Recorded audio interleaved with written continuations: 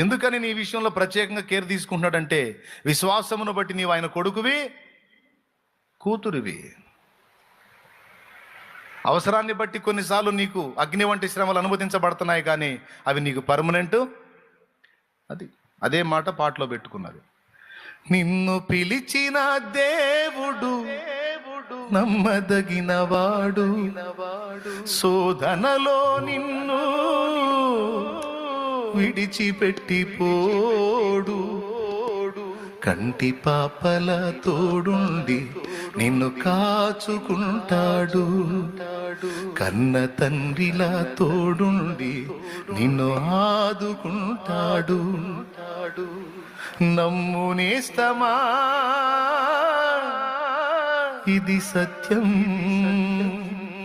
వీడబోకుమా విశ్వాసం.